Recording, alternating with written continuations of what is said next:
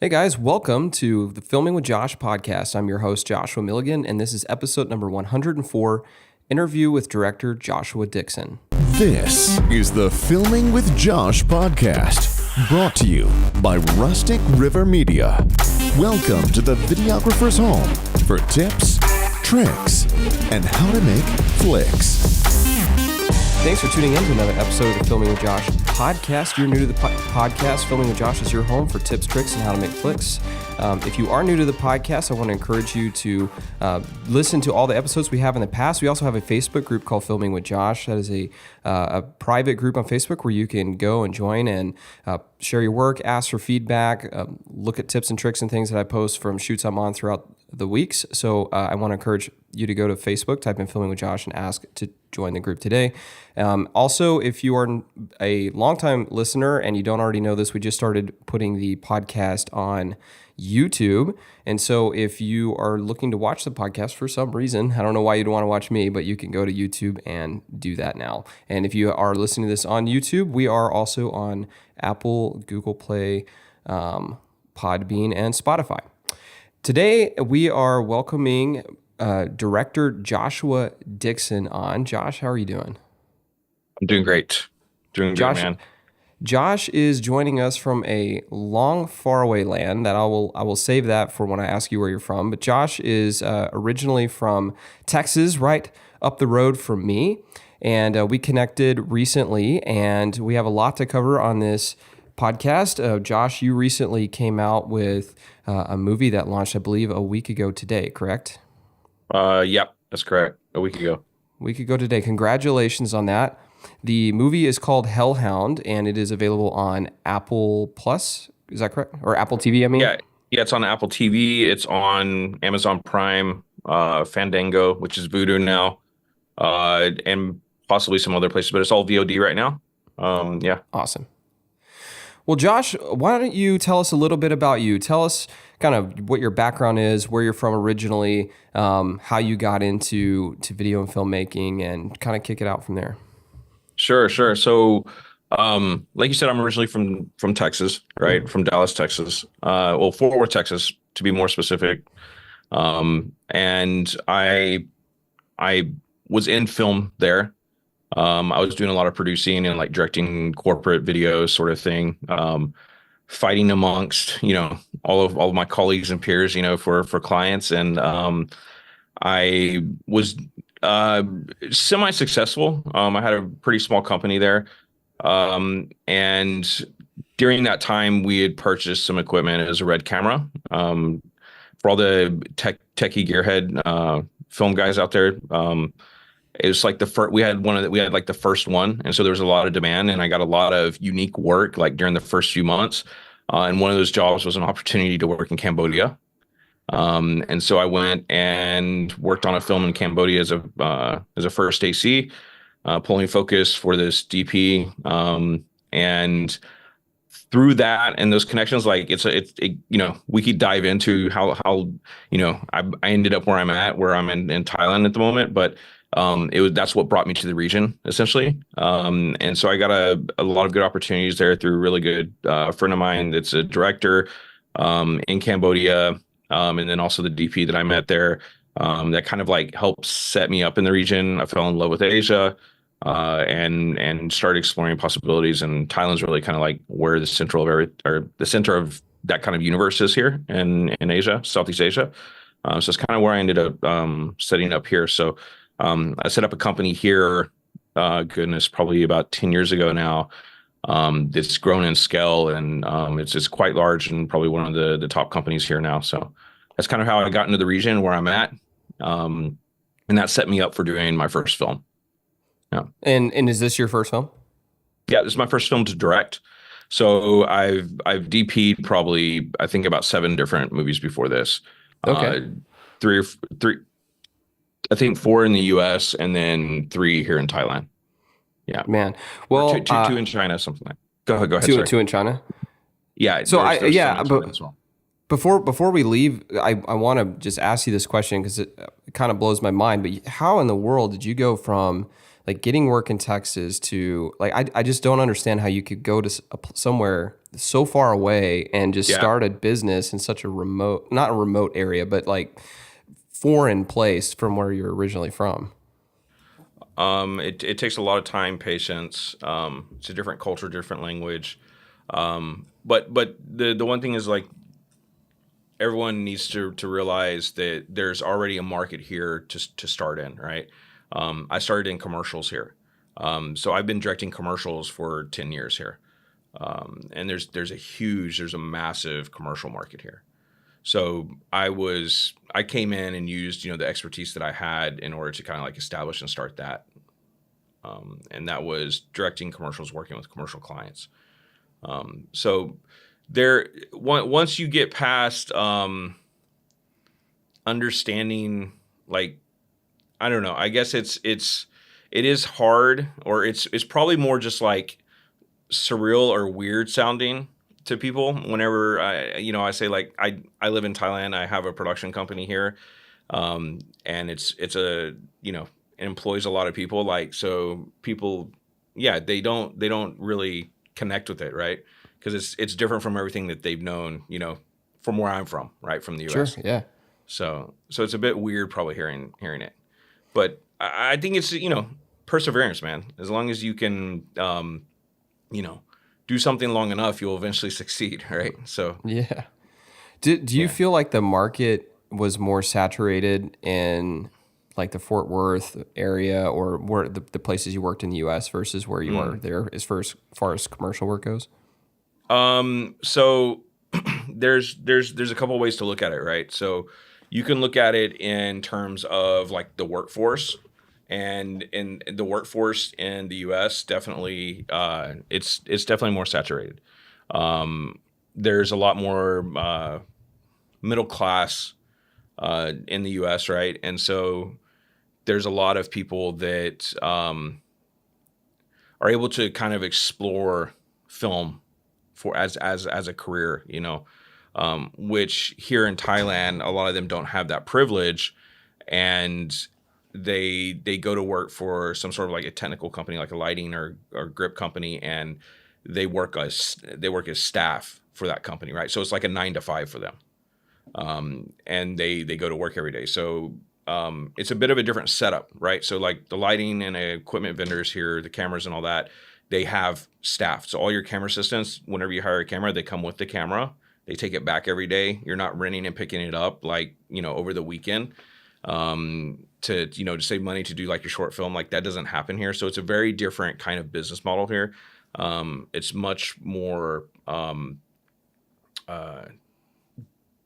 it's more business than, and in the US it's more friendly, I guess is a good way to say it. So here, like I said, everyone works for the actual companies, and then you hire the companies. In the US, there's tons and tons and tons, 95% of people you hire, actually probably more than that, are freelancers. And so that's very rare here. Interesting. So do you think that has helped you in your career in any way? I think that it's a different way to operate, and then you have to work around it, right? You have to learn how to make it work. I mean, as a producer, I love it because it actually gets rid of a lot of work. You don't have to hire, 50 different freelancers. You can hire 3 vendors and all your crews are already sorted. That's so nice. Yeah, so that's fantastic for you as a producer. I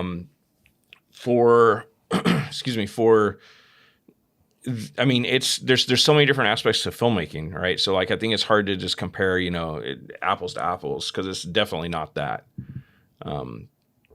I would say that like we'd probably need to talk a bit more on specifics for that question.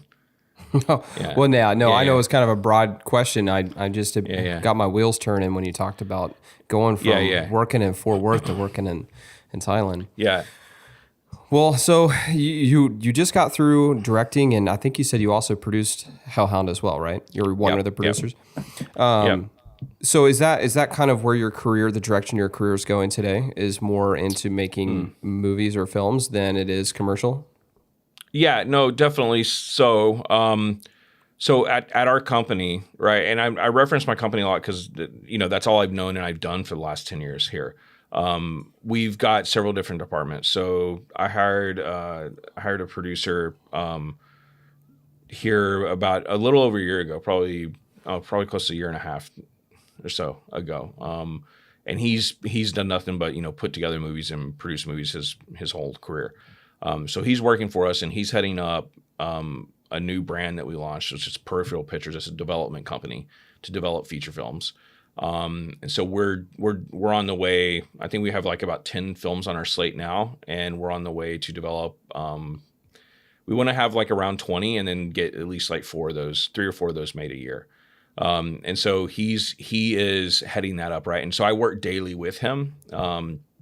A lot daily. We're supposed to like catch up once a week in a meeting, but like I usually end up working with him every day because something exciting or some new development came about that I need to be involved in. So we're very, very much in touch on that, and he heads that department up. His name's Adam, and then I have another executive that works for me. His name's Andrew, and he runs all of our productions.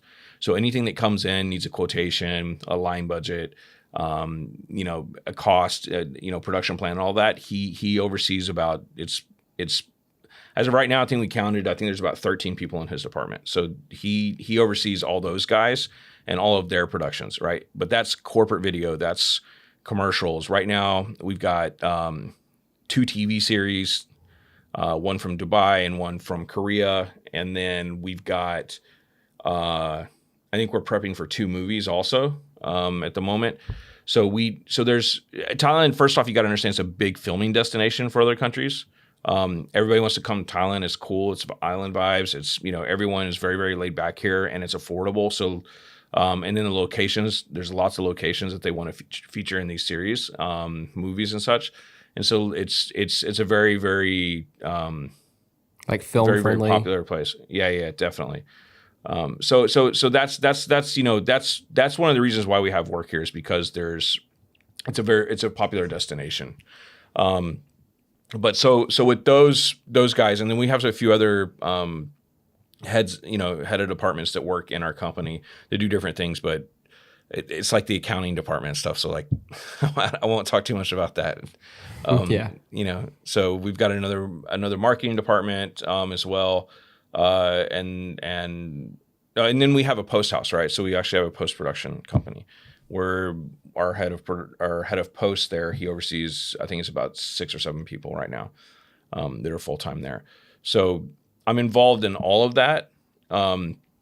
And I try to work on mostly like the biz dev, like Monday to Friday, what am I doing? I'm like 10 a.m. to 6 p.m. Like that's kind of what I'm doing. I'm doing biz dev.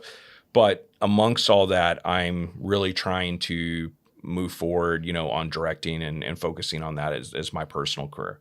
So the company's operating and it's kind of on autopilot at the moment. And I just have to step in to steer here and there. But I'm definitely trying to focus on feature films. But a lot of that work is also integrated into the company, of course. Sure. So, man, that's awesome. So when you worked on Hellhound, which we'll get into here in a minute, yeah, were you able to use a lot of people from within your company then because of that? Oh yeah. I mean, the whole company worked on the film at some point or another. So that's awesome. If it wasn't on the shooting, it was someone was I don't know. We had our accountants running stuff to set at one point because we ran out of people. Or like. We had like the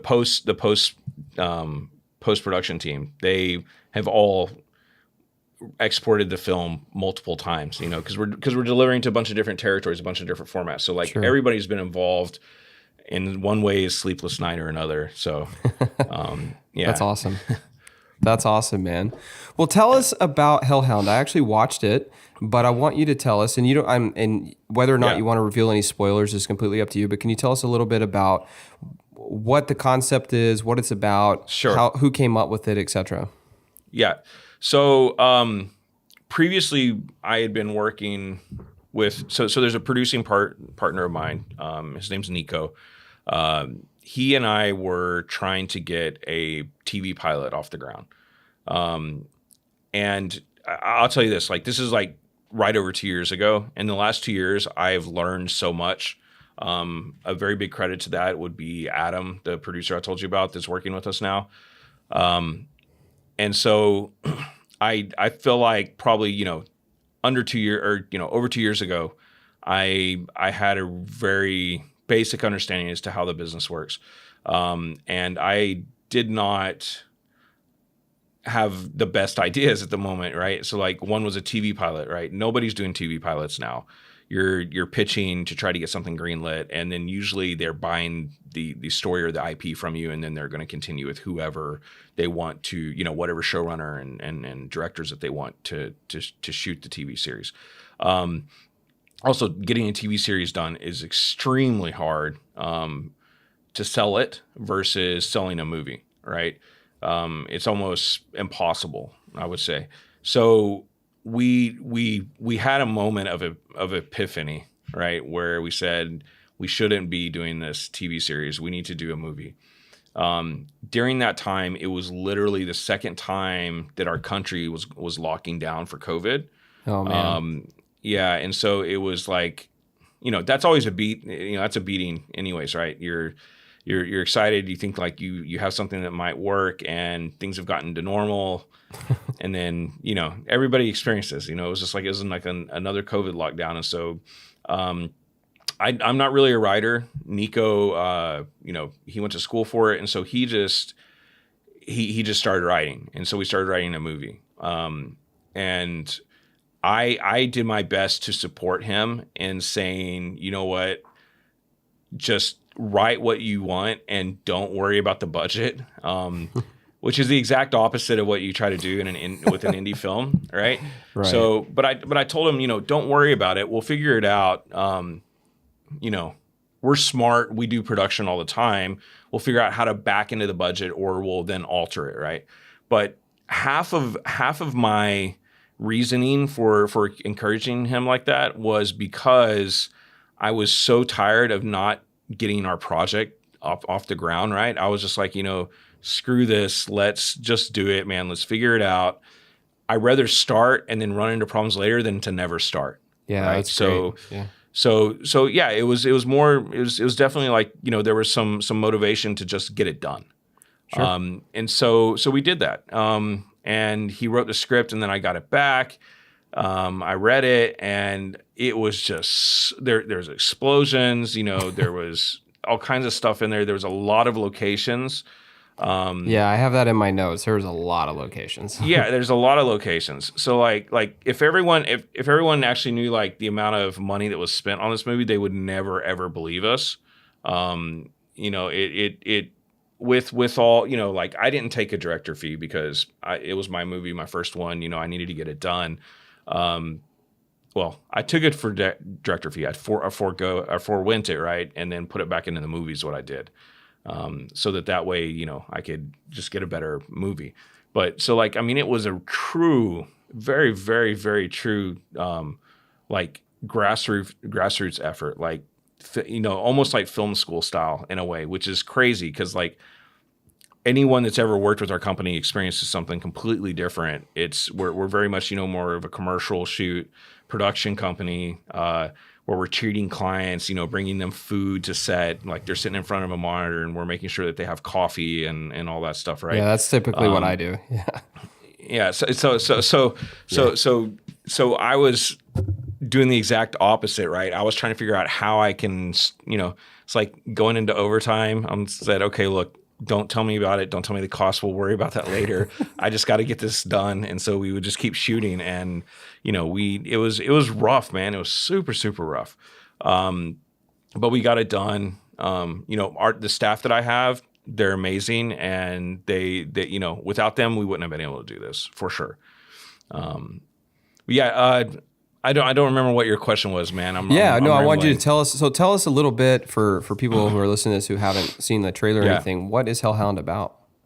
Yeah, so Hellhound's about. I mean, you could say it's a typical story, right? It's a hitman doing his last job. He's trying to get out, and basically all hell breaks loose.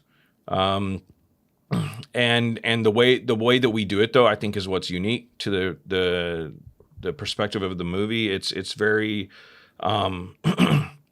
like there's a lot that went into it. There's a lot of heart. There's a lot of visuals. There's there's a lot of actually other layers underneath in the script. And so that's one thing that's cool. I don't want to have a spoiler out there, but the ending of the movie, like it's very full circle in my opinion. In my opinion. I would agree. Cool. That's awesome. So that was one of the things, one of my favorite things about it, right? So it's just, we did that, and we tried to put in as well, like a few different points where we're leading the viewer one way and we, quickly turn left. So I think that, like, even though it is about, the hitman that's trying to get out, right?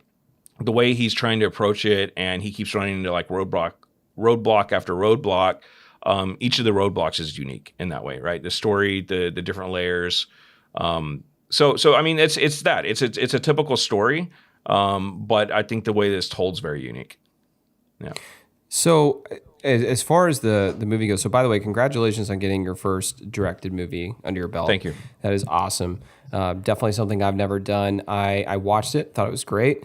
And I wanted to ask you a few different questions. So one of them I wanted to ask is how big the total crew was, because I think people listening to this would be curious to know, like, how much crew was involved.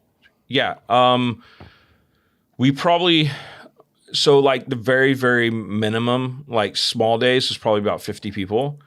And then the bigger days were probably 100, a bit over 100. And compare, maybe for people who don't 120. know this, compare that to like what a typical commercial day would be, crew size wise. Just typical commercials between 100 to 150. 100, for sure. 150. So go ahead. Had I not had staff like on payroll, like, just to be completely frank, we would have had 35 people, 50 people. You know what I mean? Like, a lot of these were staff. Like, I'm not lying. Like, we actually had our accountants delivering stuff to set, because like that is awesome. We're out of PAs, So it's so you have less staff available for this than what you would typically have on a commercial shoot. You mean like our staff working on a commercial shoot? Mm-hmm. Yeah, that's what I was saying. I was trying to compare. Yeah, so, I was trying to compare like crew size on your commercial shoots Sure. versus Yeah, I mean, if we didn't have, if we were doing a commercial, there would definitely be as much as we had or more, but they wouldn't be our staff, right? A lot of them would be vendors and such. But I mean, like we own the cameras that we use on this shoot, so we did build a freelance team to work with the cameras, but we didn't have a camera vendor, right? So I think there's a couple items that we needed that we got from a camera vendor, and they were very, very great, man. Their name's VS Services here. They gave us lighting and camera at a fantastic rate. They're a sponsor of the film, but I've been using these guys for years, man. We also had 2 other films with them during that month as well. So, we positioned ourselves so that we could try to get the most bang for the buck from wherever we could. Nice. So I think it was because of the relationships, though. That's why we were able to have a large crew size. Yeah, that's awesome. Relationships. That's awesome.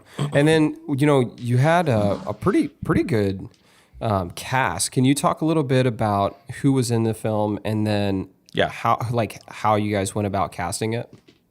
Yeah, man. This is probably like my most favorite, or the best part of the film is the cast we ended up with. And it was lots of, I don't want to say it was just sheer luck, but we did end up being very, very lucky. So our lead is Luis Mandalore.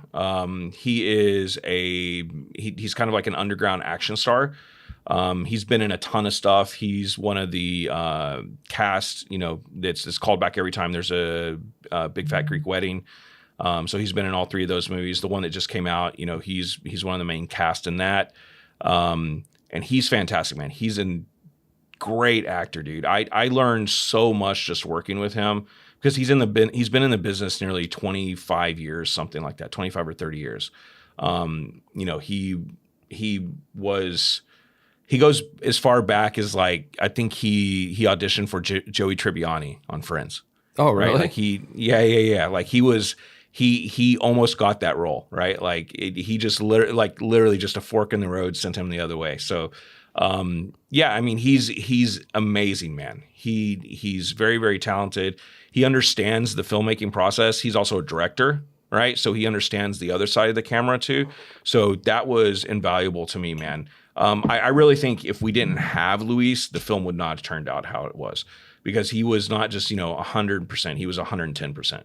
Right? He was problem solving literally there alongside us. That's and awesome. You don't ever get a main cast member that does that. Not in the way that he did.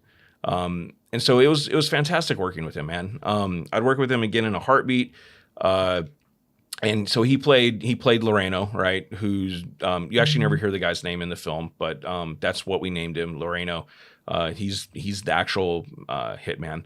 And then there's a few other people. Probably the next most notable one is Gang Lipan, Gang Lipan. So he is one of the gangsters in the film, like the head gangster. He was the lead prisoner in A Prayer Before Dawn. So yeah, whoever's seen that movie, they'll know his face very, very well. And he's a bit of a celebrity here in Thailand. He's known for kind of being in trouble a little bit. So we kind of wrote the part actually for him. So he's a bit of a controversial figure here, but he's a sweetheart, man. He's a fantastic actor. It would be really, really, it's so intimidating watching him, right? It's very, very intense. And then he'd mess up a line, and he'd turn around and like in a soft voice say, "Oh man, I'm so sorry." So he like immediately break character. Yeah, he doesn't come across that way on camera at all. Oh no, man, no. He's the dude that's gonna saying. bust down your door and kill you for no reason. Yeah, no, exactly. So I'll send you a clip on YouTube. There's a YouTube short that I put up like a month or two ago of him breaking character like that. And that's awesome. So I'll send it to you, and it's just kind of weird because like it's not the character you see at all, right? Like that's who everyone's known him to be. That's the roles he gets in all the films. So he's for sure, man. So he's great, but he's super nice. He's a great guy. And then the other one would be Vitaya. Vitaya is in a lot of stuff, man. He's in a lot of foreign films that come through Thailand. He's very well known in Thailand as well. He plays Satan in the movie. He's one of the guys that works with Loreno to help carry out, the hit. Kind of gives him the job in the beginning. And he's known for his biggest film is probably Only God Forgives. He's an actual kendo master. Right, like so really? He's a martial artist, and so that's one of the things that he was able to show off in that film. And Only God Forgives was, I think there's a sword fight that he's in, or he performs, he fights, and so he's awesome, man. He's great. So he was our the guy who gave the hit to Luis. I'd love to work with him again. And then also there is a guy named Van Quattro. He's actually from Dallas, Texas. And we just by luck found him on a casting site online. Nice. He read for the part. Yeah. So there was two people that we were looking at that we shortlisted. One's name was Igor, and he was in LA, and then the other was Van Quattro, and he was in Dallas. I think he's actually like Grand Prairie. It's like between Fort Worth and Dallas. So he's like from the exact place that I'm from. I had no idea until I think like we had already shortlisted him, and we were like halfway down the path. You had to go with him then. Choosing him. Yeah, well, yeah, it was cool because I was able to like chat to some of my friends in Texas. I was like, hey, you guys know him? And they're like, yeah, he's great. And what's funny is like literally a couple days ago, I was looking for a contract or something of his in my email, and I found out he and I exchanged emails, or someone has suggested him to me like 12 years ago. So so like we came this close to running into each other years ago, never did, and then I hired him and brought him to Thailand instead. So it was really cool. But he was great, man. He was fantastic to work with, man. I really liked it. He and I were able to meet, a couple days before shooting and go through rehearsals, and just working with him was great, man. He really loves the process, and he plays kind of like a bit of I can't say much about him, but he's also a figure that's underground in Thailand, but his character's got a great meaning and twist to it. So, but he's kind of like a mafia boss of some sort, right?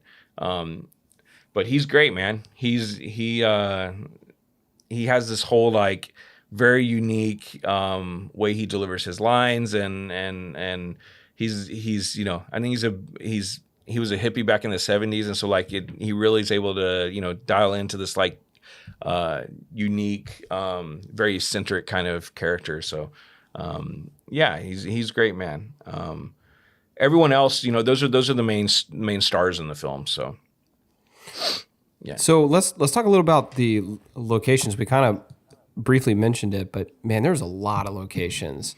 Yeah. How much of an undertaking was that? And also, to follow that up, what was it like to film in the city? Did you have any difficulties securing any locations or anything like that? So I would say probably 90% of the movie was shot in the city. And it some of it may have been close set. So like, there's a torture scene and it's in a warehouse of some sort, right? It's still in the city, but it's not exposed, right? We're not outside. I wouldn't say that like we really had any issues. And that's because, our staff they do this all the time. So getting permits for all of that and everything is something that's very repetitive for us. It's a bit of a muscle memory. So, that's really, when I set up my company years ago, my whole goal was to be able to get into feature films eventually. Instead of like just trying to go into it immediately, I kind of had a methodical approach to it. And so this is kind of where we ended up. So I think getting locations in the city, it's not an issue. When we wrote the movie, when Nico wrote the movie, he had in mind the locations that he shot. So he lives here. Nico lives here. He's a commercial and a feature film DP, and he lives here. So he knew the actors already. He had these in mind. I had them in mind. We discussed that. We discussed locations, right, as he's building the script, and the locations he had in mind as well. So like we already had all of that in mind. So we actually wrote the script for Thailand, right? We didn't just write it and then figure out how to adapt it to Thailand. It was written exactly and specifically for actually all these actors that we hired and the locations. So getting them was no issue. Now, where we ran into issues because of the what we were trying, the sheer like monstrosity that we were trying to pull off. For the amount of money and time that we had was just ridiculous. In hindsight, I probably would do this differently next time. But we shot, we went into overtime several times, and, the locations didn't allow it. And this is where we had to like do the whole like begging and pleading and, like how can we still, make this work? And then when it didn't work, we had to go back, man. We had to add on another day. There was overtime costs. There was additional, day costs. So, it was as like buttoned up as like I was making it sound. Like I think it amplified everything else because how buttoned up it always is for me in the past. I thought it would be like this, or just, my muscle memory thought it would be. And then when we got to shooting, it just, was something different. And I ended up having to figure out ways around. And this is directing, in my opinion, right? Directing is being able to understand the challenges and figuring out how to get around it and come up with creative solutions, because that's all you have at the moment, and if you go without something, how am I going to cut around it later, right? Like, how am I going to make this work whenever we're actually cutting the video, cutting the scenes, right? how's that going to work later? So that's that's like, the other 50% of the directing. So I think that there was a lot of challenges with the locations in that aspect, but not getting the locations, but with what we were trying to do with the locations was the big challenge. Well, man, yeah, I mean, I definitely noticed that there were a lot of locations. I in my head, just from experiences I've had, I thought that would be kind of tricky, but that's awesome that you've had so much experience with your other work in the past that it was kind of a little bit of muscle memory for you. Yeah. So another question I had, so there's a lot of fight scenes. So I've never filmed a fight scene before. I'm curious to know how difficult that was to choreograph. So we spent, I think it's about 5 days doing previs for fights. So like pre-visual choreography. So we spent 5 days designing the fights. Luis, right, our lead, he wasn't there for the entire time. We had to do it with the stand-in, someone to stand in for him. And they and Nico would figure out the fights, and they'd get edited in the evening, and I would take a look at it, and I would give notes. I should have been there for the previs, but dude, this was such, like, we were trying to do so much. I was busy putting the rest of the shoot together and prepping everything else. So Nico and I were talking a lot, like on chats. He was sending me videos, shoot it with his phone, shoot the angle, show me how the hit's going to work, send it to me. And I chat back to him and say like, yeah, that's great. No, sell it the other way, and so we did a lot of that, right? But all the fights were completely rehearsed, before, and we had the videos cut already. So before we went to actually into production, all the fights, we knew how they were going to be cut and shot, 90% there. Because then once you get on the set, things change, and you could get an idea, or you could break one of the props, and like now you got to figure out how to, our movie, we didn't have doubles for everything. So one of the reasons why is because we were in my bedroom. The fight where Bijan, the big scary guy, he runs up into the house. That was actually the house I was living in at the time. Oh, really? So yeah. So all the bedroom furniture and everything was mine, and it was destroyed after the fight. Right. That was one of the first fight scenes, right? Yeah. It's in the first. It's probably in the first 20 minutes of the movie. But yeah, like the wardrobe, that broke, they killed, like backed his back into. Those are my clothes inside. That was not planned. Like it just. That's hilarious. And yeah, man. so it was. After that, Luis, told me, first rule of filmmaking, Josh, is you never use your own house for a location. You got to do this to other people's houses. And I was like, okay, well, yeah, lesson learned. I bit the bullet. We got one, for the movie. So next time we'll have more money, and we'll build the location or something. So your house fit the location perfectly for that scene, though. Yeah, my house looked like a safe house. Great. No, I didn't. Yeah. No, it did. On the outside, it wasn't the best looking, but yeah. So actually, my house, that is my house, right? But like the wallpaper that was put up and all that, that was done by the art team. So production design did that, a few days before. But yeah, the stairs and everything where he goes down the stairs, all of that, that's all in my house. We had to repair those too, man. That guy Bijan, he's big, dude. He tore off the banister off the wall. So like, yeah, it was there was a bit of PTSD trying to, get to sleep later that night after we shot. So that's hilarious. Well, let's talk a little bit about something I'm really interested. I love handheld shooting. You had a lot of handheld shooting. Can you talk to us a little bit about some of the rigs you guys used? There's a lot of like running handheld and things, and I thought you guys did a great job with that, especially in that when I was talking about the choreographing fight scenes. I mean, the camera operators obviously did a good job of choreographing with that as well. Can you talk a little bit about what you guys used? Yeah, definitely. So Nico's an expert at this, man. He shoots tons and tons of action.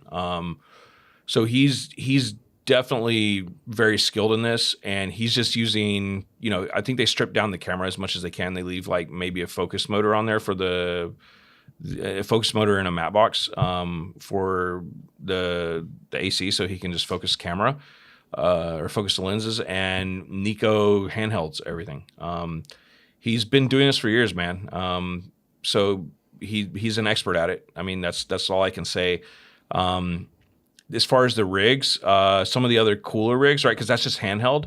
And that's all designed actually during the fight, right? So like whenever we're doing the previs for the fights, we're understanding how the camera is going to move. And so Nico at that point is figuring out, is this camera rig going to work? Do I need to use something else, right? Like if he's having to, sprint 100 yards and then go up a stairs and fly off of with a cable or something, like maybe it's something else he needs. So he's figuring all that out during the previs. 95% of the time though, it was just like a top handle on the camera. And I think there was a couple times where we were added like a second or third camera and I ended up operating camera. When the guy gets shot in the lobby in the hotel, there's a top shot. I was operating that. And that was just like a Komodo up top, but it was, I think all the gear was on the other two. So we shot with two cameras the entire time, and then we'd add a third every once in a while. And we didn't have money for a third operator, so I went up and opted the third camera. And all the gear was on those two cameras, right? Like all the handles and everything. So like I was just having to hold the body, and the Komodo has a screen on top, right? Yeah. I don't even think I had a screen. I was trying to use the focus peaking and like just make sure it's in focus, and it's touchscreen, so like I had nothing, man. It was just like me holding that little cube, pointing it down at them. And I don't know what lens we put on there. I guess we put on the lens set from the lens set, yeah, something. But yeah, so it was so those rigs. I would have loved to use Steadicam. We just didn't have the money, man. The Steadicam operator, with his assistant and the gear, it's just was out of our budget, man. This is the one thing that we had to cut. Sure. But I would have loved to have Steadicam the whole time. But it still looked really good. Well. I mean, it felt it fit the feel and the vibe of the film. I felt like. Yeah, I mean, we had lots of dolly stuff, right? So we set up dolly and we mimicked what Steadicam would have done, right? Sure. Quote, that's how we got around it and how we were able to keep it dynamic, in my opinion. If we hadn't had the dolly, then I think it would have turned out a lot less dynamic.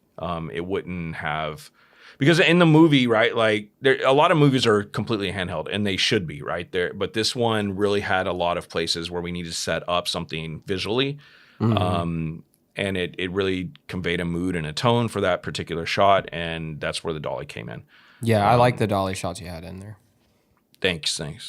Yeah. So you mentioned a Komodo. What did you shoot everything on red?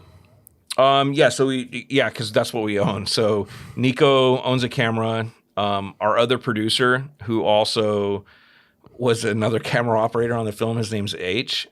He owns. So they both own red somethings. Red. It's like a V Raptor, maybe.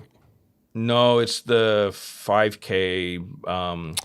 Oh my god. They're probably 2 or 3 years old. Gemini. I mean, this is because they're great for low light. Right? Yeah, Gemini. Yeah, so the Gemini sensor is great for low light.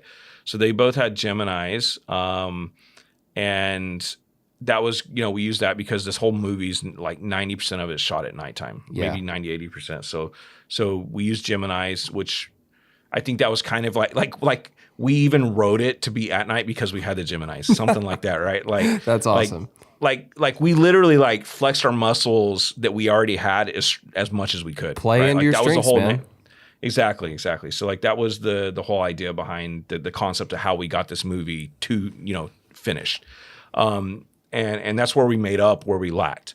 So we shot Geminis, and then my company has a Komodo. So like the shot from inside the taxi where the guys are shooting at the taxi, like there's a shot from behind, like that's the Komodo because we could just get it up into the window, right? Yeah. And so like, we had some AC prepping that while we're shooting that big fight scene with the motorbike drivers, taxi driver guys.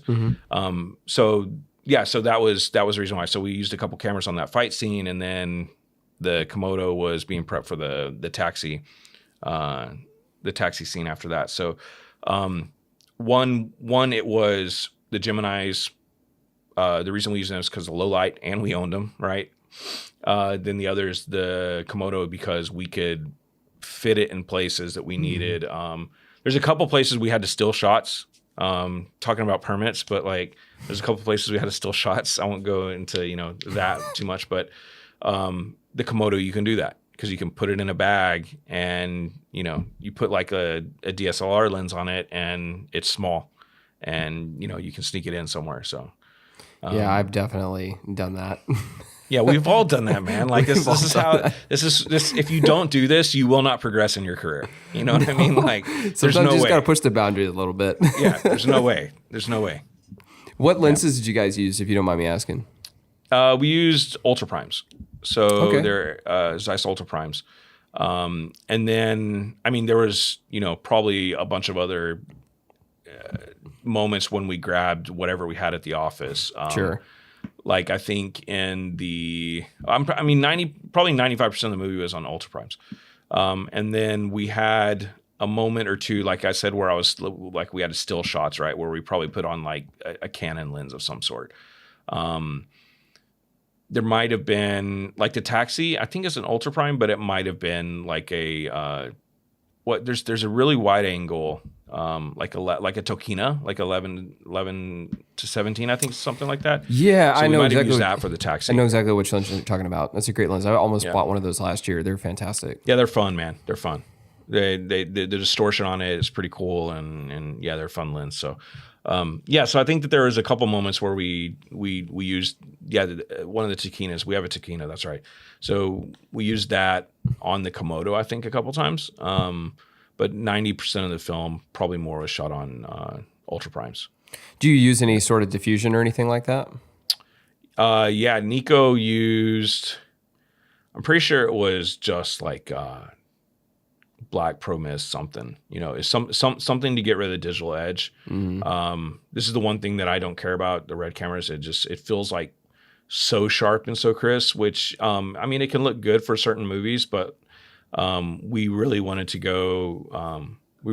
play into like the texture of the city not being that crisp, right? It needed to have the city itself needed to have its own character and texture to it, right? And so I think that was part of it, the diffusion, and then we also put film grain on it in post.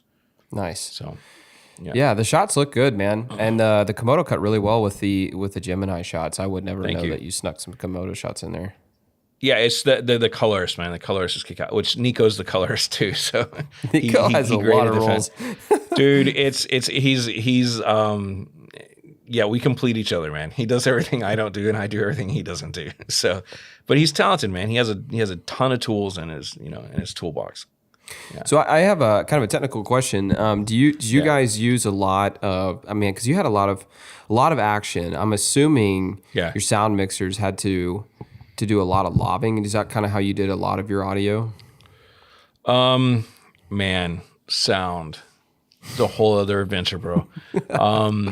There's a lot going on in that film. I was thinking about that while I was watching it. Yeah. No. Oh, no, definitely. So, probably 20% of what you hear is actually recorded on site. As far as like maybe 15-20% is actual sound effects and ambient there. The rest of it's done in Foley. All Foley, and sound design. So we had a great sound designer and mixer in the Baltics, and he this is one of Adam's connections. So Adam came in right after we shot the movie, so he wasn't here for the chaos. He was just here like cleaning up everything for us, to be honest, man. Because this is his expertise. He came in and he's like, I cannot believe you guys even got this movie made. You know, it was like, I know that's what he's thinking. He's never said that, but I know he's thinking that. And so he helped us with someone to do the sound design and Foley, and we got a great guy to do that. I'll probably use him again. He was excellent, man. Super fast, very, like, he understood what I was after. So the communication was just, spot on point, and that just helps you out so creatively so much in the process. So I would say that, like, 80% of it was Foley and sound design, and then obviously, like, all the lines, right? Like all the dialogue and everything, that was either lav or a boom on, overhead. But there was, we're always trying to capture with the boom. The boom is always the best quality you're going to get. The lav, you're not just because, like, the lav, runs into, like, rustling sound issues or anything like that, but the lav doesn't have, like, the dynamic. It just doesn't have the punch, man. The clarity, the replication that you get out of a boom versus a lav is they're not comparable, in my opinion. And it makes a big difference later whenever you need to go mix this in with all this Foley and all these other different frequencies, right? You got to be able to find specific ways to highlight it in the mix, and so, like, that was a very big thing. So we, just like, everything else, it was tough, man. Like, we couldn't always get it, and there's a few places in the film where we had to ADR stuff. Yeah, I was going to ask that. I know where they're at. I don't know if anyone else is able to hear it. Amazing, man. You just made my day, because this is, like, every time I watch it, I'm like, oh my gosh, that sounds so different, than what it should. And if you didn't notice the places for ADR, then, that's great. No, that's actually why I wanted to ask you this question, because I was watching, there's a lot of action happening, and there's some, like, wider shots and things, and I was like, there's no way he boomed some of that stuff. But it sounded really good, and I wondered if you had ADR, but I didn't catch it if you had it. Yeah, so when you're doing the fight, like, all the efforts, like the grunts, like the and the hits and all that and everything, the hits, those are all Foley, right? Like the punches, obviously, all of that, kicks, drops when you hit to the ground, steps, all of that, footsteps, all that's Foley. But the efforts, right, the grunts and all that we're trying to capture on set. Sure. And if the sound mixer, actually not even if the sound mixer doesn't think that it was decent, the recording quality of it, right, not the performance, but the audio that was captured, we'll do wild lines for it after, right? So we'll have everyone be quiet. We'll literally have them run through, like, they'll sit there at the mic and go like that, right? So that we have these little bits that we can mix in later, right? And so we give that to the sound designer and the mixer, and then they put that in with the fight. Or so we'll give it to the editor. He'll use them and place them, and then the sound designer will take that and then create it. Yeah. So, yeah, it was great. It was a great mix, man. I really enjoyed that. I was impressed. Thank you. What about, like, lighting? What kind of lights did you guys use primarily? And also on that note, did you ever have to, because you mentioned that you had to it was kind of grassroots. Did you ever have to go all natural sometimes? A lot. Gosh, dude, probably more than half of the film we're using practical, because it's at nighttime, right? So there's not a lot of natural lighting. Sure. There's practical, right? So we used a lot of LED tubes, Really? Asteras, that sort of a thing. Yeah. So we used probably, I think we had 6 or 8 of those, and that was probably what we lit almost the entire movie with.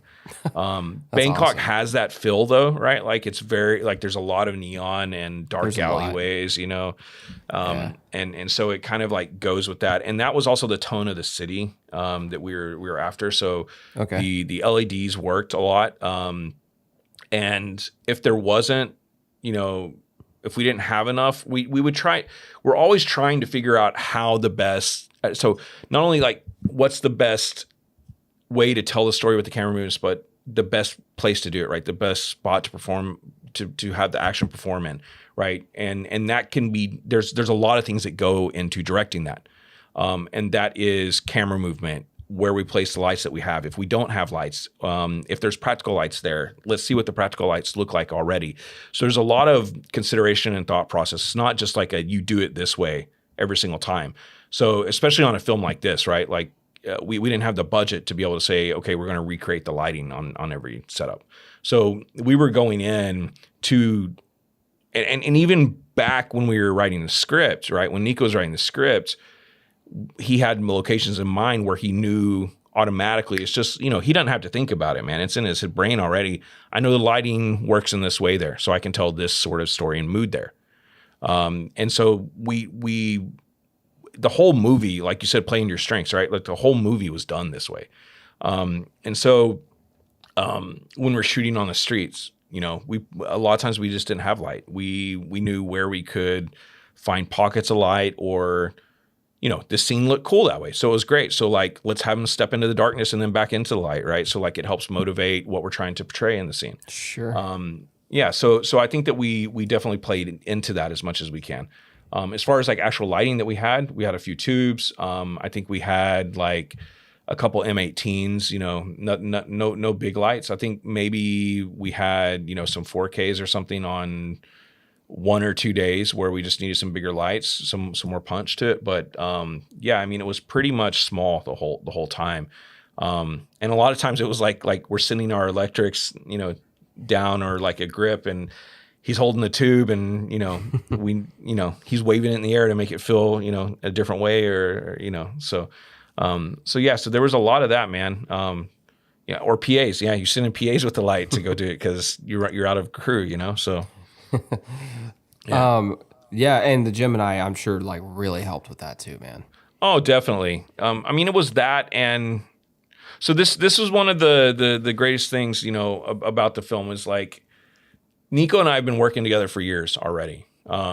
We've shot countless commercials together, and so he and I don't need to have a conversation about every single thing that we're doing. Right. He's able to go light it. He knows what he's after. I know what he's after. I'm able to go rehearse with the actors, get them ready, go through the blocking of the scene, and then work with the actors to make sure that they're clear on everything and that we're getting the performance that we need. And then he and I were literally able to sit down in front of the monitor, look at it, and in 1 minute, we're like, yeah, this is good. Let's do it. And we would go shoot it.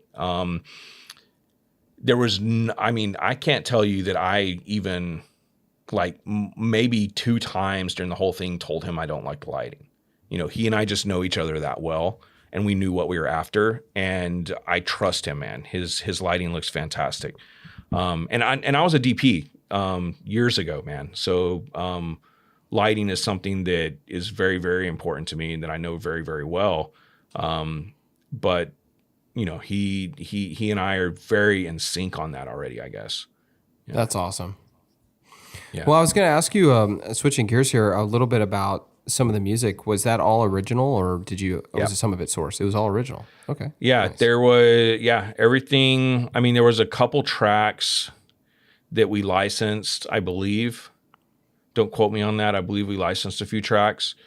But like there's a karaoke scene towards the end where there's some Thai music playing in the background. Like that's licensed, but that's not really soundtrack. That's kind of like background sound design. Sure. For the karaoke room. So it's more ambient, but the everything else was scored. So there is a composer here in Bangkok. He's an Italian composer. He's been here for, goodness, probably 30 years. Very, very well known and established. One, like the top guy. We begged and pleaded until we could get it, to a place we could afford, which we still couldn't afford it, but we paid it anyways. But we begged and pleaded, and then so my first like career that I ever tried to make happen was music. I played in bands for probably about 10 years. And so I have a very, very big background. There's a very, very heavy background in songwriting. And so he composed it, and I went in and I worked with him a lot. So I think I spent probably 5 or 6 days total with him going over the music for the film. And there's a theme. I don't know if you noticed that, but like it plays at the very end and it plays throughout the film in several different areas. But like in the end credits, you hear like a very clear, isolated version of it. So it was very, very important for me to get a melody that was catchy and stuck. It's written in minor though. It's like very sad sounding, right? So it's very moving and emotional in that way, but it gets stuck in your head, in my opinion. And I hope it gets stuck in people's heads. That's the whole point, right? I want this to last and make them think about it after. So I made sure that melody's probably in there about 4 or 5 times throughout the film. In very important areas, like when there's a big change in the story. So I worked with him. That's probably what I worked with him a lot, was developing this melody. I kept asking him for things over and over and over. And I, to be honest, I wasn't happy with him. And then he got this melody and I said, this is great. And then he said, that's the theme. That's the theme for the film. And I said, perfect, let's use it. And so we did. And so, then after that, it was just really, I was critiquing the music throughout it, right? Figuring out like, let's slow down the tempo, or let's take out stuff. Let's make something crescendo here.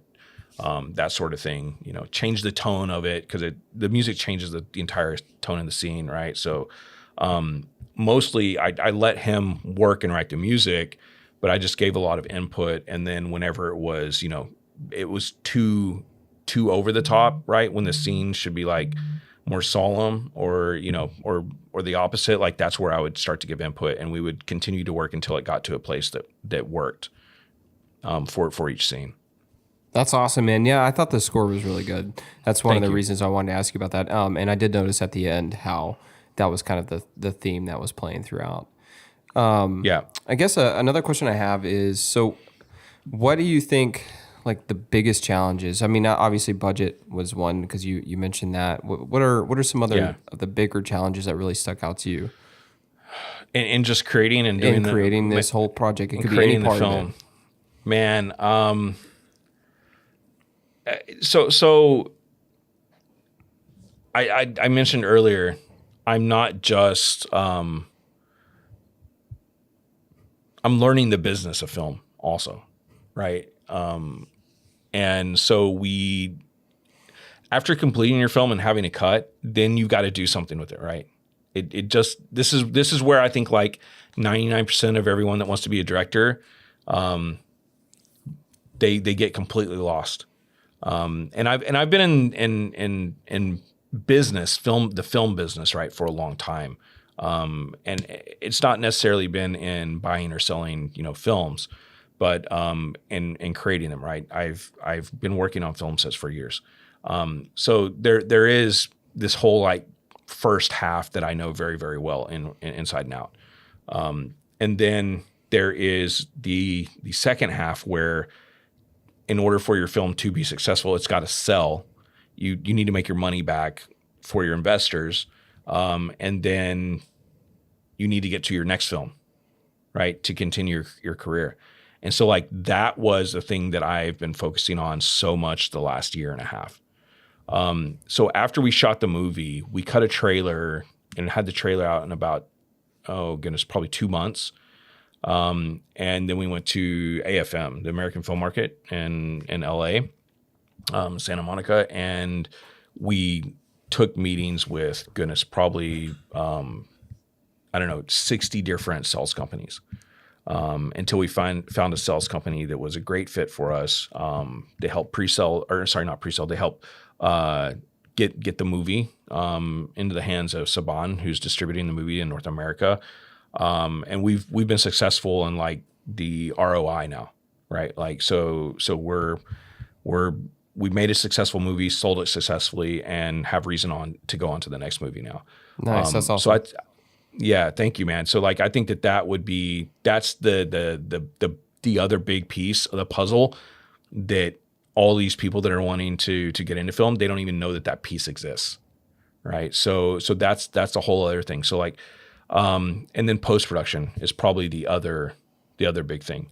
So directing a film is only half of the movie, right? Creating the actual video, the actual movie file, right? In the end, if you have it, the other is you have to get through post-production.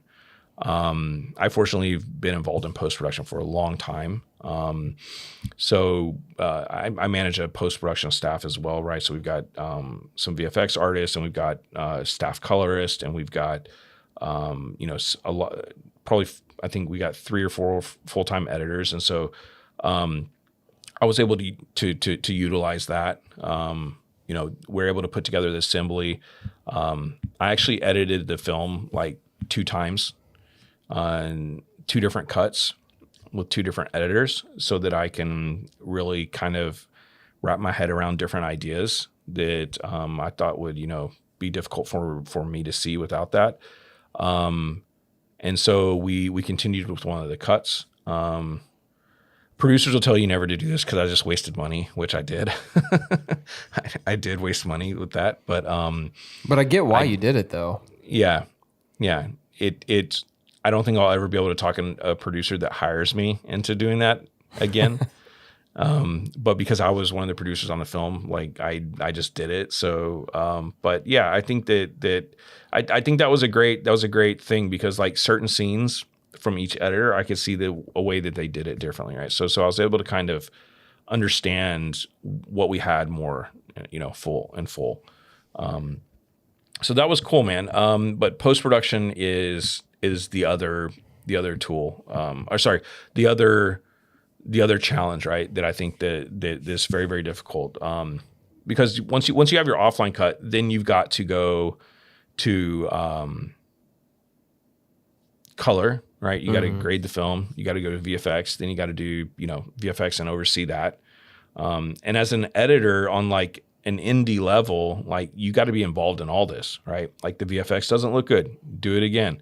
And then you need to be able to suggest to them how to make it better, right? And if you have no expertise or you've never done anything in VFX, like you can only say make it better, and they're like, "What are you talking about?" Right? And so like it's a very, very there's a very big communication issue at that point. And so I think that like that's one of the things that people like other aspiring directors they need to definitely keep in mind is like, you're going to have to communicate on a lot of stuff. And you may say like there's no VFX in your film, but there always is going to be. There's going to be a logo you need to take out. There's going to be something, that has to be done, right?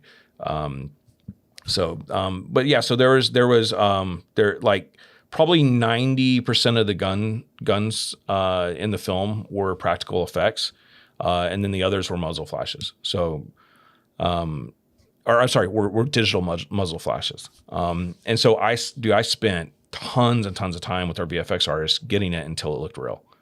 And I hope they did. I hope that you can't tell which ones are fake and which ones are practical. I did not to the point where I ever even looked at it. I mean, it just looked real to me. Awesome.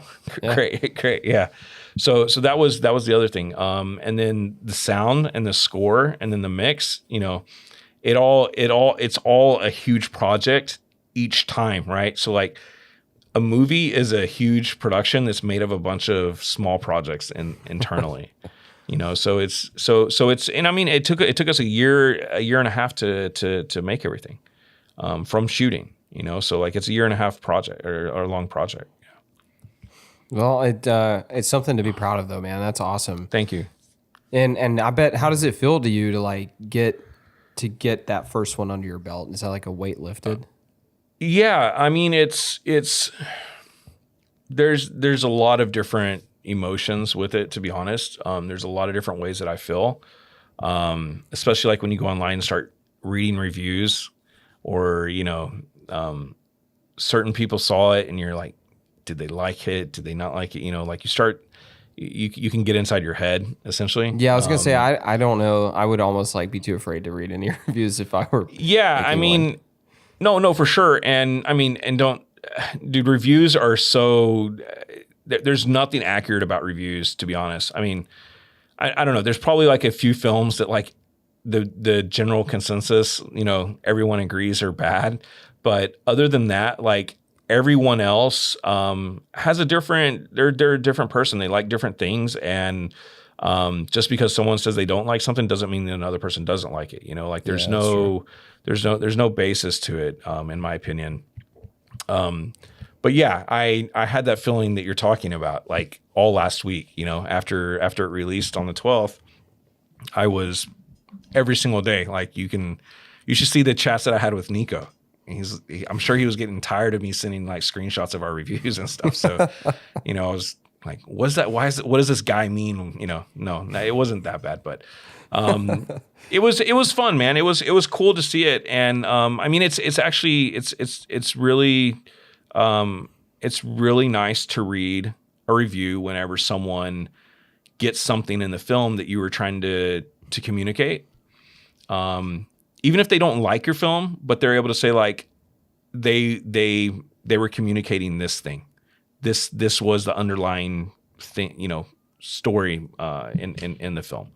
And that's really, really cool because that means that we made people think, right? And the viewers were able to take what we filmed, edited, put on the screen, and then manage to find a sales deal. And then they were able to, through all that, they were able to see it in the end. And then what we did stuck, right? Like that's really, really cool, man. That's probably the coolest feeling I've ever had in my life. Yeah. Well, I will tell you, there were a few moments that stuck to me that I remembered. One of them kind of like gave me a nightmare going to bed, but it's the, okay. I don't want to spoil anything, but it was a moment, it was a conversation. I think, is his name Satan? Satan. What's his, yeah. Satan? Yeah, Satan. Satan, like literally Satan. It's supposed to be a Burmese, like a okay. Burmese name. I don't think that we even ever mentioned that in the film either. But it is Cetan, not the devil, but sounds like it. Sounds like it. Well, it was just a moment, and again, I won't spoil anything, but there was just a conversation he had where he was telling a story where he was recounting, I think, another hit he had been a part of, one that I guess when they're in the cafe, right? Yeah, and I like almost had to turn it off because I was like, man, because I have two young kids, and I have a little boy, and I was just thinking about his conversation. I was like, dang, dude, like that. That was. You didn't have deep. your kids watching the movie, right? No, my kids were asleep. Okay. My kids were asleep. Okay. But still, I was like, wow, man, that's intense. It just didn't go the way I thought it was going to go. His story, sure. And I was like, dang. And my wife's like, man, it's like know, it's like dark. That story's amazing because it's the ultimate like it's the worst situation that could literally ever be the worst in the world. Yeah, I went to bed sick of my stomach, to be honest. After that, I was like, dang, dude. Wow, man. But you achieved that. You definitely conveyed an emotion because, like, I had a lot of mixed feelings after that. Well, thank you for allowing me to mess with you like that. So, no, it was great. Yeah, I mean, I don't necessarily like a story like that in general. Yeah. Makes me sad, but I like. No, but it was important for setting up. Yeah, that character. Yeah, it was very important for setting up that character, and I like it when a movie has a moment like that really kind of hits you. And like I thought about that moment several times today. So you were successful there. Man, thank you. That's awesome. You bet, man. So any memorable moments that really stood out to you? Anything that it could be good or bad that just really stands out to you? Yeah. So through the whole process, it was a learning experience too. Every film that you've ever been on, you know, like you're always learning stuff. So I would say that like I learned how important, you know, the collaboration process is. Like I already knew it's important, but the whole collaboration process on actually getting your film out there and in a place to where people can purchase it is the most it's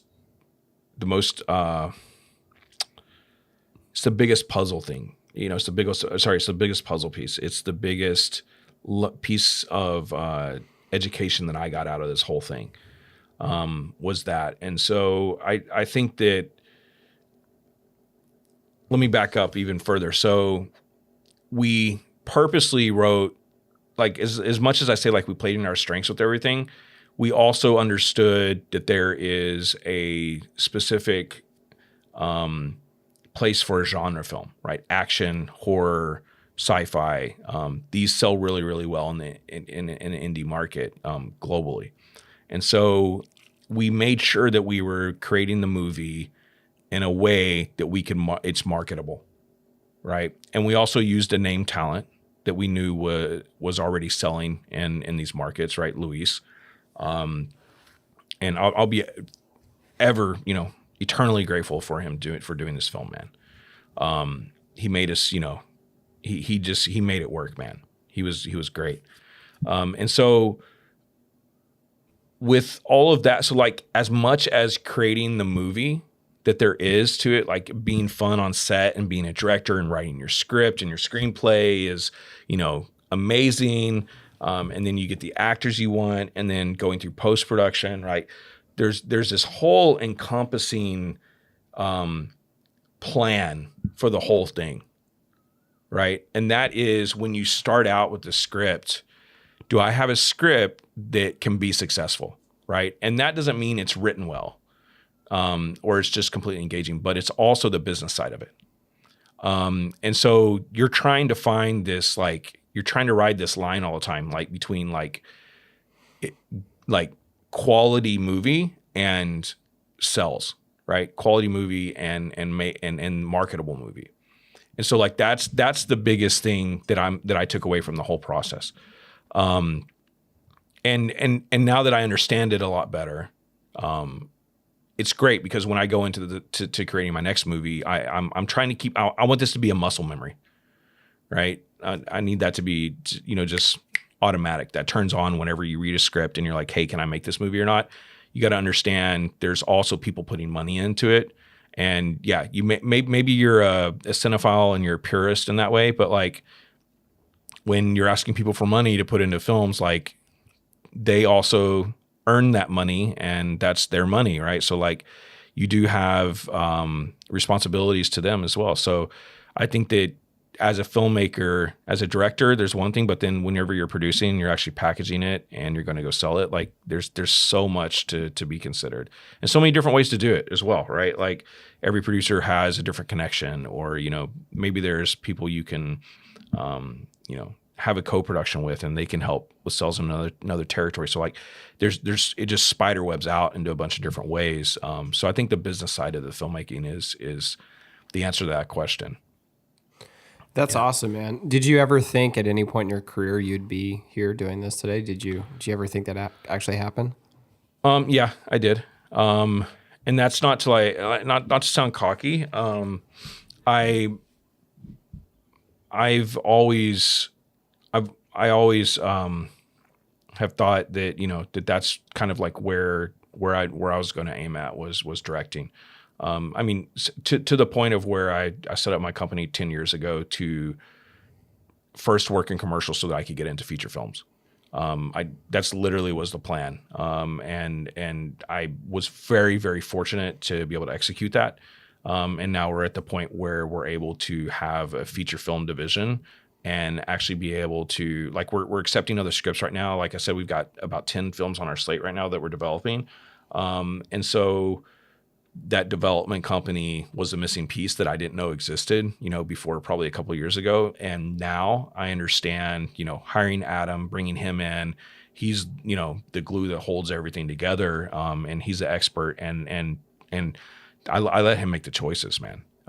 He's really the guy that runs it. So, but I think that, I knew that I was going to be involved in creating feature films in some sort of way.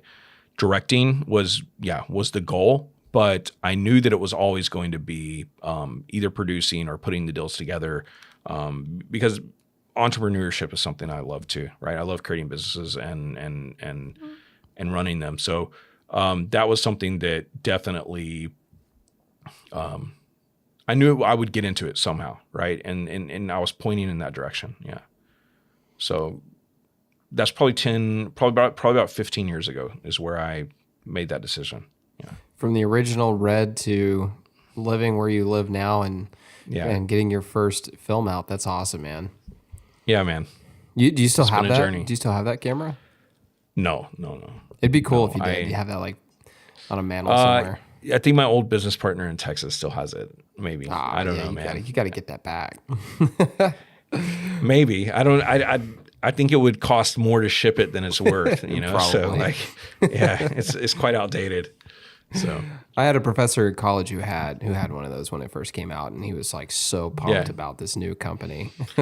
It was awesome. It was an awesome time, man. When those came out, like it was all of a sudden indie film could be affordable, you know, because you didn't have to shoot on film, you didn't have to get it transferred, you know, to digital, and things were attainable. It was a bit of a revolutionary piece of equipment, you know. Yeah, and they've come a long way too. It's gotten even more affordable for people. For sure. So, my last question about this movie in particular is just what are any things that stand out to you that you would try to do different next time? More money is the first one. Yeah, we need more money next time.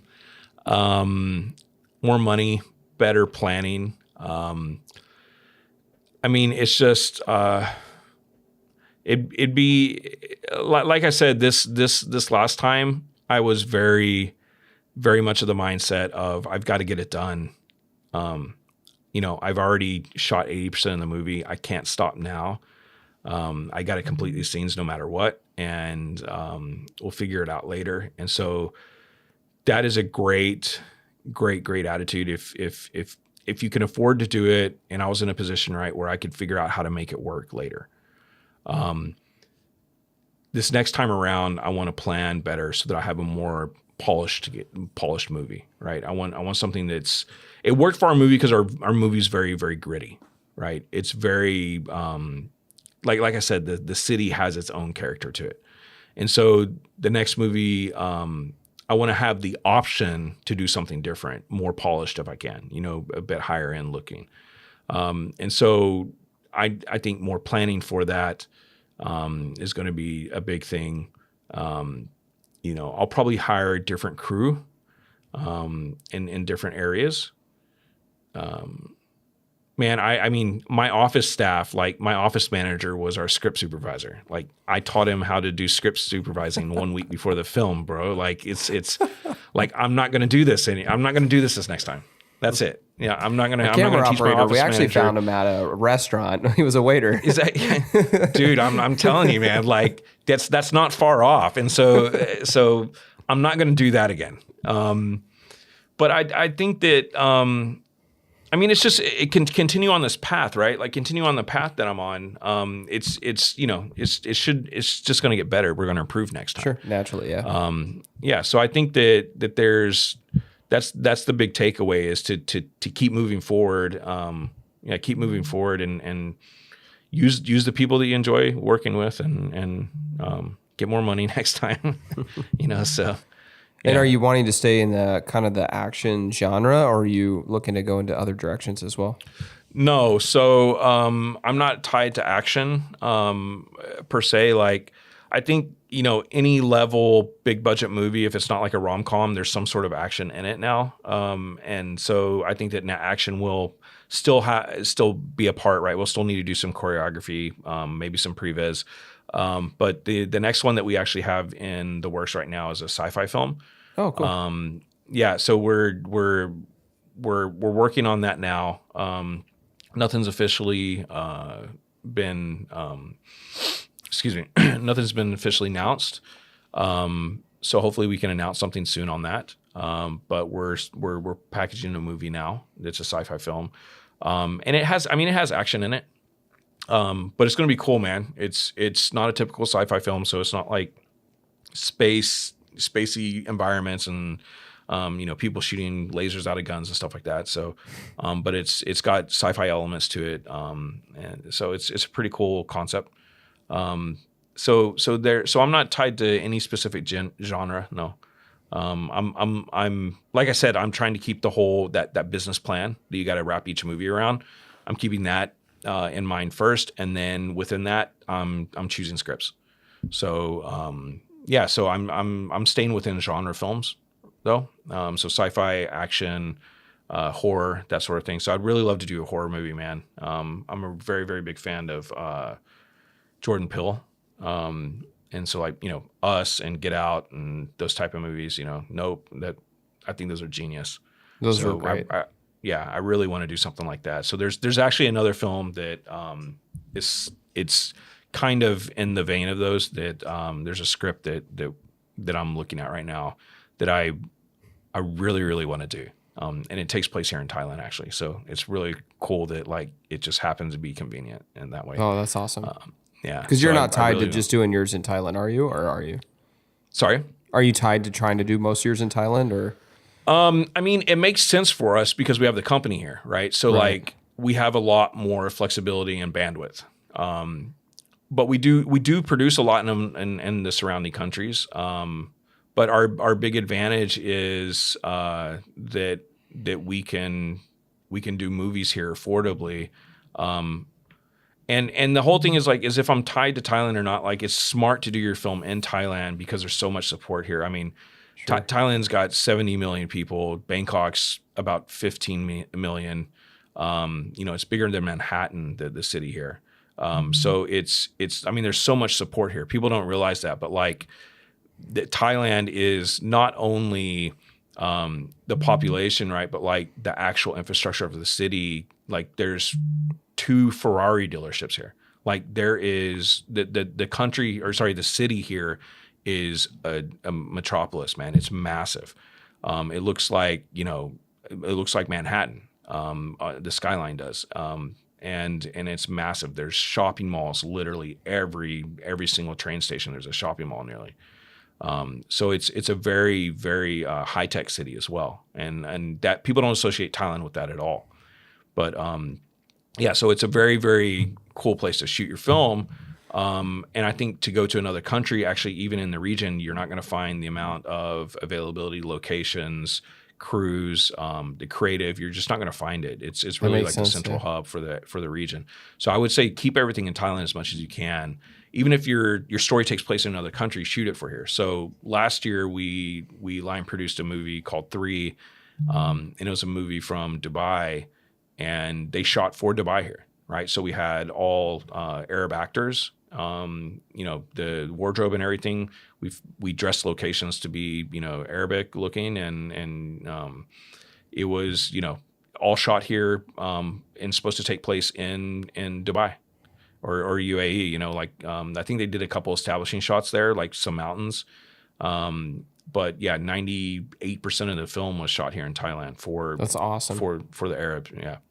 That's awesome. Oh, that actually was a question I forgot to ask you. I was going to ask if you shot all the aerial shots or if you did any stock imagery for that. Yeah, it's all we shot everything. Shot everything. That's awesome because you had some fantastic aerial shots in there. I really like that. Thank you. Yeah, it was. Those are all shot, man. Yeah, that's literally us. Figuring out we need the aerial shots. So like, let's go back out and pick it up. So nice. That's probably most of them. Yeah. Yeah, they were great.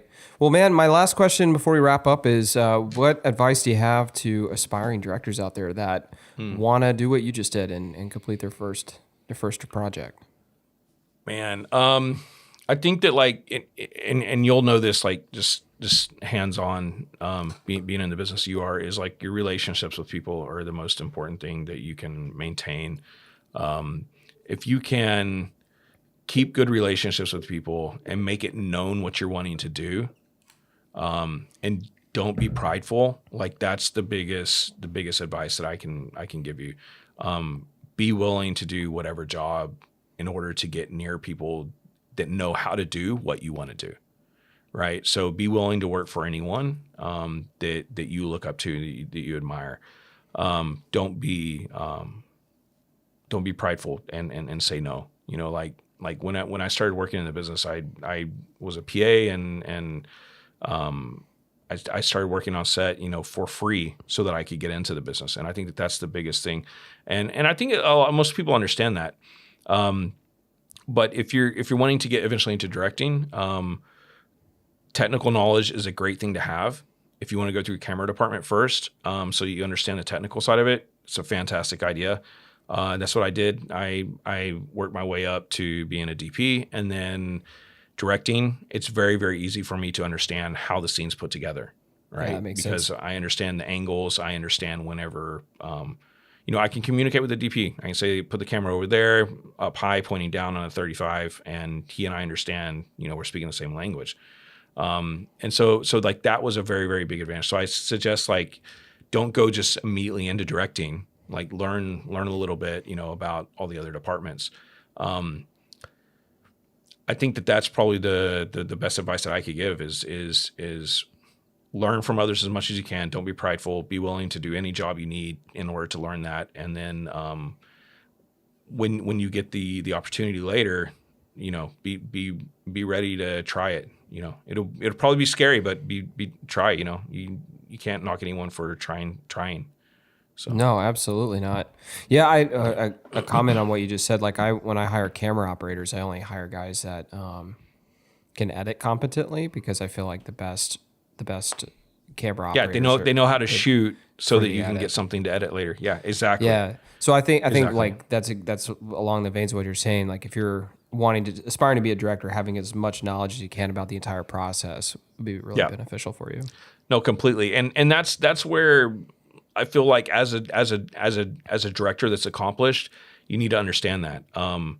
I've been so fortunate just to be involved with the business and having a post-production company and then also having the production company. So I've been involved in probably every single aspect already just by default. So having all of that knowledge was the best thing that I could have had. It really helped me problem solve on set. Whenever I knew I was running into an issue, I knew how I could solve it later. So I was very lucky. Just to be honest, I was just in a very fortunate position. That's awesome, man. Which I don't take for granted. So yeah. Well, man, I appreciate you coming on. And you said, let's just say it one more time in case people didn't catch the beginning. Where all can they watch this project? Hellhound? So Hellhound, you can see it on Amazon Prime, Apple TV, and Vudu, which is, I believe Fandango just turned into Vudu, or they bought the platform or something. So those are the three places that I'm familiar with. If you see it pop up anywhere else, let me know. I'd love to know. We don't always just get immediate feedback from the distributors. I just found out that it did like a week-long run in a cinema in LA. I had that's no cool. idea. And you had no a friend idea. of That's mine- really funny. Yeah, a friend of mine sent me a picture of it. He's like, "Hey, I'm going to see your film tonight," and I was like, "What?" So That's hilarious, yeah, but also really cool. Yeah, no, it's cool. I wish I'd known, because like I would have been tempted to get on a plane just to be able to go, see it for a second. But it's okay. We're having a premiere here on the 29th, so we'll get a chance to see it in the cinemas here. Nice. Because you should have gone to LA, just walk into the theater, no one knows who you are, and just watch it, and then just ask the guy next to you, like, so what did you think about that? Exactly. Yeah. If there's anyone in the theater, so I don't know. It didn't get any publicity, so I don't know why it was in the theater, but it's cool, man. It is cool. It is cool to think you're like, and that's what I was saying. Like the coolest thing for me ever is to like create this film, and then it went somewhere. That's the coolest thing awesome, ever. man. That's really, really cool. Well, congratulations. I'm really pumped for you. Great project. And thank you so much for hopping on the podcast and chatting with us today. Yeah, thanks, man. I appreciate you having me. Absolutely, man. And if anybody is interested in learning a little bit more about you, do you have a place that you can direct them to? Yeah, sure. So I've got a few places. If you you can actually go to my company's website. It's Mbrella Films. It sounds like umbrella, but there's no U at the beginning. So it's just MBRELLA films.com. That's our production company. Then we have a post-production company. It's called Cut, Mix, and Color. And that's literally cut. Awesome name. Thanks, man. Thank you. That's cutmixcolor.com. Those are both based here in Bangkok. And then our development company is called Peripheral Pictures. Just like your Peripheral Pictures, just like it sounds, peripheralpictures.com. And so you can see our current film slate there. And you can reach me pretty much, through any of those sites. If you say, "Hey, I'm trying to get a hold of Josh," someone will get me the message. Yeah, so there's that. If you just Google me, man, like I'm pretty active online, so there's usually a way you can get in touch with me. Yeah. Awesome. Well, thanks again for joining us today. We really appreciate it. And thanks, guys, for listening to this podcast. If you are not following the podcast, I would like to encourage you to subscribe. And if you have any comments, let us know. And be sure to go to the Filming with Josh group on Facebook. Ask to join the group today, and we can chat about this episode and any other topics that you want to talk about. We'll see you all there. To learn more about Rustic River Media, visit us online at rusticriver.media. Thanks for listening to the Filming with Josh podcast. Catch every episode by hitting subscribe today.